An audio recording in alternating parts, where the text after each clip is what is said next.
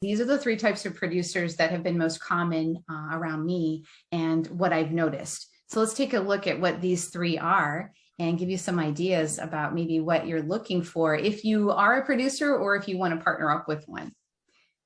I'm going to say that all producers are technical. In our world of making sure these virtual events don't suck, all producers are technical.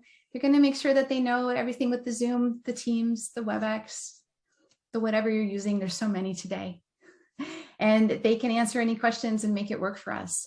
And not only do they know the features of the platform that you're using, but they also know about the different operating systems and how it interacts with those platforms.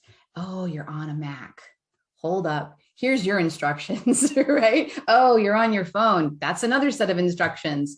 So producer knows the answers on how to make things work technically, no matter where they're at. Because I work in L&D, and Patrick, you asked me early on, how did this come about? We were all trainers and we started helping each other. I worked at WebEx and we were finding we needed a little bit of help on the tech support side, but they were trainers, but because they were teaching people how to use WebEx, we helped each other. And so what came out of that, what was born out of that, were trainers who were also producing events. And I decided to formally call that the facilitative producers, because they are ones who could also teach the content technically.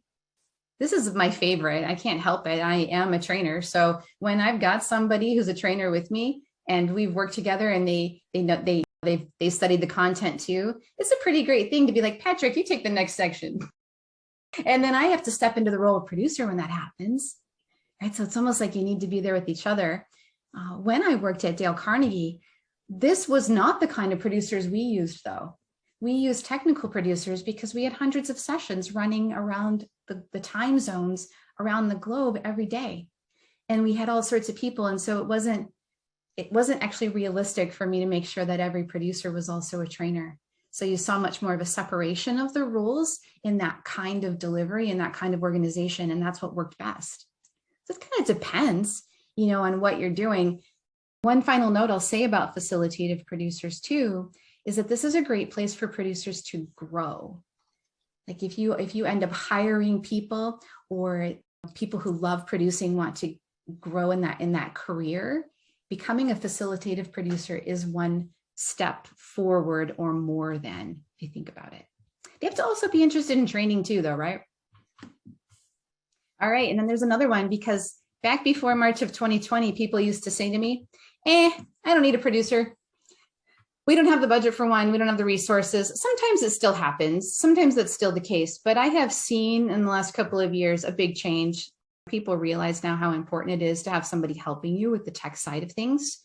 But if you do not have a full-time resource for that, or you don't have someone around, getting somebody to help you just to open the sessions and get them going is what I call the start time producer. Fortunately, there's a lot of places out there today where you can go to get a producer so that you can have more than the start time. People like the TrainingPros actually have lots of resources available for us, so we can find the most perfect type of producer for us.